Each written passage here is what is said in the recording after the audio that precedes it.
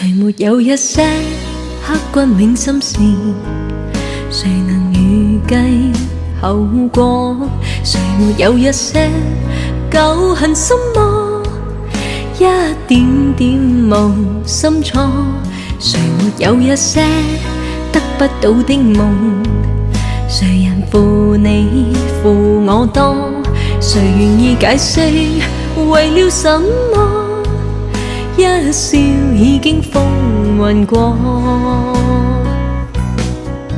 活得开心心不记恨，为今天欢笑唱首歌，任空襟吸收新的快乐，在晚风中敞开心锁。